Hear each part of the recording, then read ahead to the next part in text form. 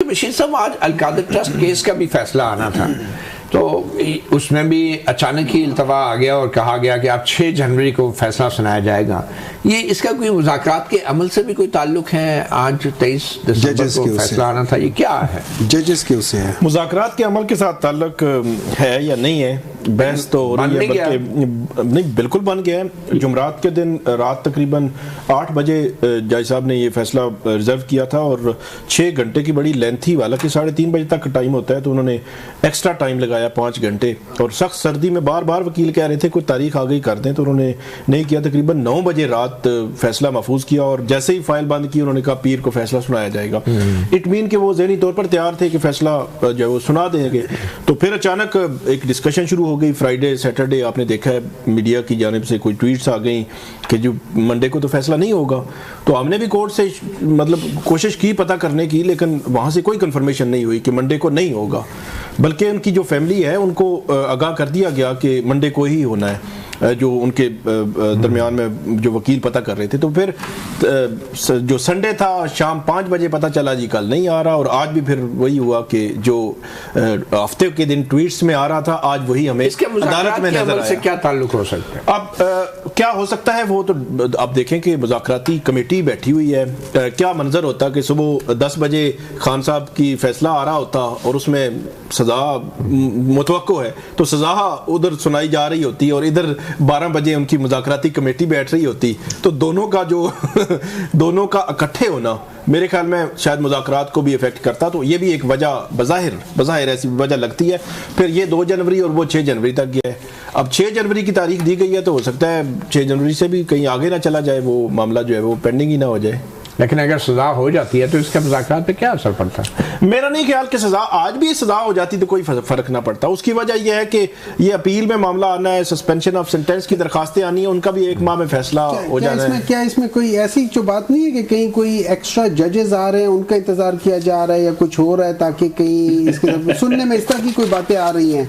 आप तो एक्स्ट्रा जजेस तो नहीं होते, जजेस होते हैं, फालतू मतलब लेट्स से कोई नए इंडेक्स हो रहे हैं, इजाफी जजेस आ रहे हैं, कुछ हो रहे हैं, इस किस्म की कोई बात हो रही है ना? बिल्कुल, देखिए कुछ भी हो सकता है। आप तो 26वीं यानी सुनने में आ रहा है ना कि उस चीज को वो बैलेंस करने के लिए, क्योंकि इसके अंदर कुछ है नहीं।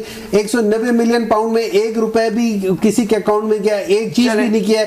अब उस चीज को कैसे करना है, क्या करना है, manipulation. There are 101 way of manipulating things. 190 million pound का कम से कम फैसला सामने तो आएगा ना, और उस पे ओपनली बहस भी होगी, इज्जत की तरह से ये भी आ जाएगा ना। ओपन कोर्ट में ये सारा कुछ हुआ, मीडिया रिपोर्ट भी करता रहा, तो इसके ऊपर बात भी हो सकेगी, बहस भी हो सकेगी। और ऑब्वियसली ये एक ऐसा केस था कि जिसमें मुल्ज़मान की इतनी आसानी से वीडियो बना के इतराफ़ जुर्म जो है नशर नहीं किया जा सकता था। एक छोटी सी ब्रेक लेते हैं, ब्रेक के बाद फिर इसी सियासी माहौल के ऊपर हम बात जारी रखेंगे। अब यूरोपियन यूनियन का भी रद्द-ए-अमल आया फौजी अदालत की सज़ाओं के हवाले से, और आप अच्छी तरह समझते हैं कि यूरोपीय यूनियन जो है पाकिस्तान के तजारती पार्टनर है, बहुत इम्पोर्टेंट। और GSP प्लस की जो कंसेशन पाकिस्तान को मिली हैं उस पर अरबों डॉलर की हमें उसमें फ़ायदा होता है। तो उनके मुताबिक जो 25 शहरियों को हालिया सज़ाएँ दी गई हैं उस पर यूरोपीय यूनियन ने तशवीश का इज़हार किया है, और ये भी कहा है कि इन फैसलों को उन जिम्मेदारियों से मुतसादिम देखा जा रहा है शहरी और सियासी हकूक़ के बैनुल-अक़वामी मुआहदे के तहत पाकिस्तान जिनका पाबंद है। तो ये क्या है आपके ख्याल में? जो फौजी अदालतों की सज़ाएँ दी गई हैं वो बिल्कुल इंसानी हकूक़ के ऐन मुताबिक हैं? देखें मतीउल्लाह जान साहब, अभी डॉक्टर साहब फरमा रहे थे कि 190 मिलियन पाउंड जो है उसमें क्या है, उसमें तो कुछ नहीं है। मसला इनका सिर्फ ये है कि जब भी इन पे कोई बात इन पे आती है तो इनका गलत सही हो जाता है और जो सही है वो गलत हो जाता है। भाई अगर 190 मिलियन पाउंड में कुछ नहीं था तो फिर बंद लिफाफे में काबीना से मंजूरी लेने की जरूरत क्या थी?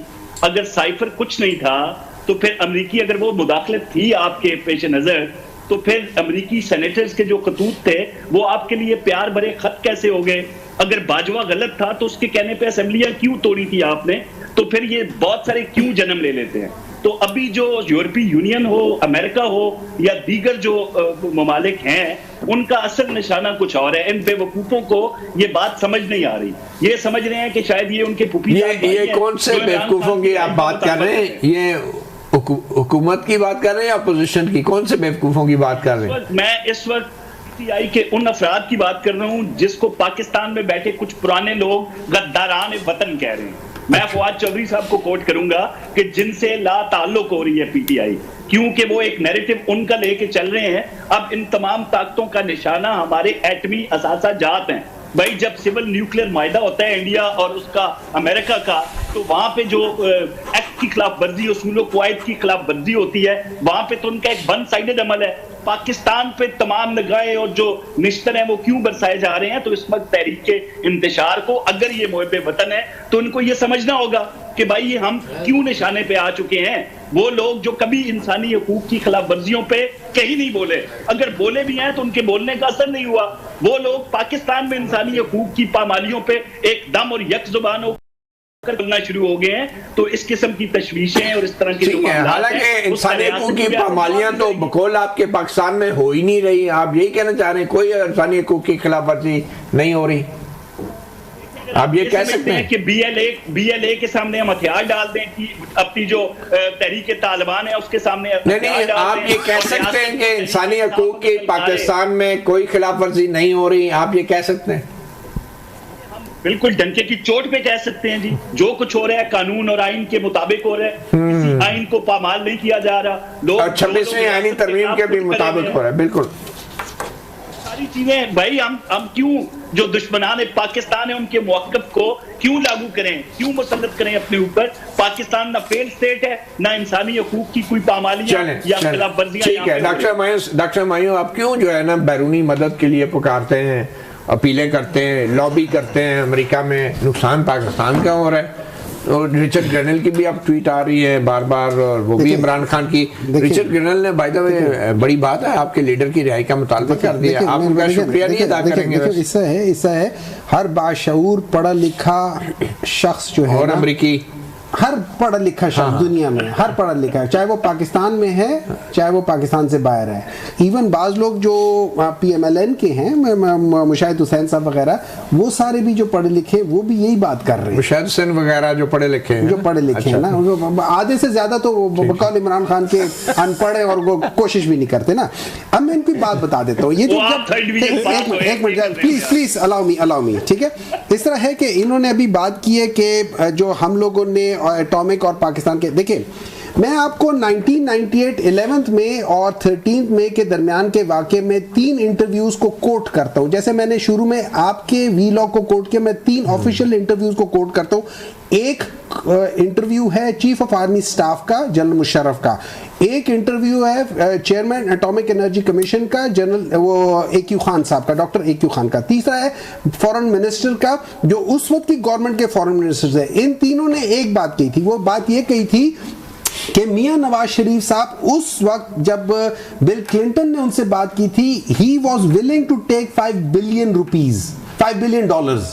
He was willing to take। उन तीनों के इंटरव्यूज आज भी आर्काइव्स में हैं, आप निकाल के देखें। मैं आपको बता देता हूं, नहीं मैं उन 3 बंदों के जो ऑफिशियल लोग हैं जिनके इससे डायरेक्ट ताल्लुक है, मैं उन 3 बंदों की बात कर रहा हूं। आखिर में हुआ ना 3-1, देखिए मैं बता रहा हूं, वो इसलिए हुआ, वो इसलिए हुआ नहीं, सर देखिए मैं नहीं कह रहा मुशर्रफ साहब कहते कि ये ही वाज चिकन। आपके नजदीक मुशर्रफ ज्यादा रिलायबल है? नहीं देखिए मुशर्रफ उन्हीं की चॉइस थी। मैं यहाँ से AQ खान साहब ने किसकी चॉइस थी? AQ खान साहब इन्हीं की चॉइस थी। नहीं बाजवा के साथ इन्होंने लगाया। नहीं वो ठीक है, आप उसके सुसर जो इनके दोस्त थे उसकी सिफारिश पे लगाया। अच्छा सॉरी, बाजवा आपकी चॉइस नहीं थे बल्कि आप बाजवा साहब की चॉइस थे। Whatever it is। नहीं बाजवा साहब ने भी फिर ख्वाजा आसिफ साहब ने कहा कि बाजवा साहब ने 2019 में इन सबसे मुलाकात की है। अच्छा मैं देखिए एक बात याद रखें, देखिए वो ये कह रहे हैं कि आप बार बार अमेरिका पे बहुत रिलाई करते हैं और पाबंदियां जो लग रही हैं इस तरह है। एक गवर्नमेंट आती है, फर्ज करें इस वक्त PMLN की नाजायज गवर्नमेंट है, ठीक है। जब इनके जो भी फैसले हैं उनमें बहुत सारे आपको रिलीफ इन्होंने देनी है, मुतालबात आप उन्हीं के सामने रख रहे हैं, हमें रिलीफ अल्लाह ताला देगा इंशाल्लाह ताला, इनसे कोई बईद नहीं है, ये नियत के लेकिन एक बात सर कर ले, जब जो गलत डिसीजंस एक गवर्नमेंट करती है, जब दूसरी गवर्नमेंट आके उनको अंडू करती है, इससे हमारा कोई लेना देना नहीं। ठीक है, बिल्कुल आपका वैसे भी कोई लेना देना नहीं है, अब तो बिल्कुल ही नहीं होगा क्योंकि आपकी पोजीशन लेने देने में शायद नहीं है। साकिब बशीर साहब, one last sentence, Imran Khan का जो 6 जनवरी को अगर कोई फैसला आता है तो उसके अलावा भी कोई ऐसा केस है जिसके बायस वो जेल में रह सकेंगे, या उनकी शिफ्टिंग का भी कोई चांस है? शिफ्टिंग का तो हम सुन रहे थे कि शायद उनको ऑफर हुई थी पहले, लेकिन साथ ही ये हुई थी कि आपने खामोश भी रहना है। जहाँ तक अगर वो 6 जनवरी को उनको बरियत हो जाती है तो इसके बावजूद उनके खिलाफ लाहौर में 9 मई के केसेस मौजूद हैं जिनमें अभी जमानतें नहीं है। ठीक है।